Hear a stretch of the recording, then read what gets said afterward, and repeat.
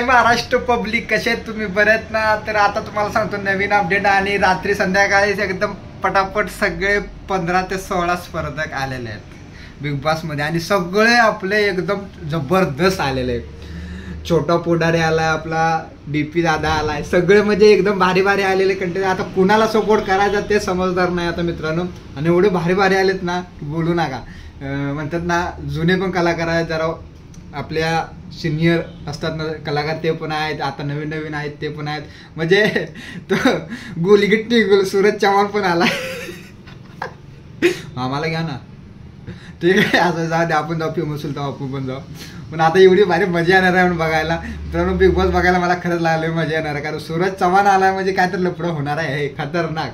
छोटा पुढारी आलाय, डीपी दादा तो पॉलिटिशियन खेळणार आहे. डीपी दादाची कॉमेडी आता फुल एन्जॉय राहणार आहे. लय म्हणजे लय भारी माणसं आले ते बघायला.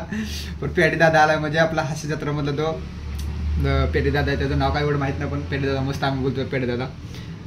चांगले आलेत आणि आता आहेत खूप जण, पण आपल्या सगळ्याची नावं काही एवढी माहीत नाहीत.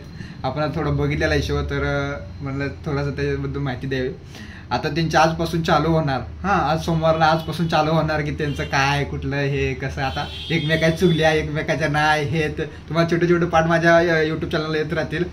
पण अशी मजा येणार आहे आता बिग बॉस बघायला. एक हे आलं ट्विस्ट आलं म्हणजे बाबा काय आहेत तरी काय, पण खतरनाक मजा आहे. एक नंबर एंट्री जबरदस्त झाले त्या आहे. रितेश देशमुख साहेबांची आपला भाऊ मराठी माणसाची एक नंबर आहे हे. आता कशी वाजवायचे कशी नाही विकेंडच्या वारात म्हणजे रविवारी शनिवारात बघायला मजा येणार आहे. तेव्हा तर एकदम बोलतात ना काय करायचं काय नाही ते आता होणार आहे. कारण महेश मांजरेकर सरांसारखं होतंय का नाही ते बघायचं आहे. कारण महेश मांजरेकर सर हे एक नंबर होते बाबा. काय बोलायचे आहे जाग्यात तो म्हणतात ना मुतलाच पाहिजे असं होतं. खतरनाक बोलायचं, त्यांचं बोलणंच एकदम कडं होतं. म्हणजे चांगल्याला चांगलं बोलायचे आणि वाईटला वाईटच बोलायचे, पण तसं माणूस पाहिजे. आता रितेश दादा देशमुख काय करतो ते आपण बघायचं. ठीक आहे ते पण चांगलं त्यांच्या पद्धतीने होस्ट करतीलच आणि शो असा उंचावर नेऊन ठेवायचा त्याच्या आयला हिंदी असा खालती आला पाहिजे. हिंदीमध्ये तुम्हाला एक सांगतो खबर, हिंदीमध्ये डबल अरमाननी जाऊ द्या अरमानचं कामच आहे ते सना आणि साई केतन आणि लव त्या तिघांना नॉमिनेशनमध्ये गेला, स्वतः पण नॉमिनेशनमध्ये होता तेव्हा गेला.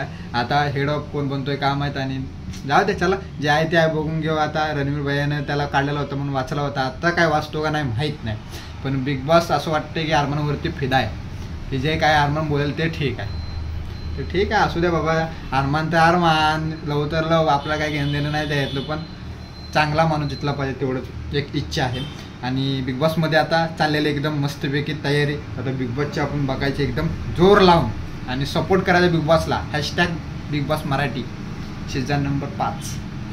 चला आपल्या चॅनलला सबस्क्राईब करा, लाईक करा, शेअर करा.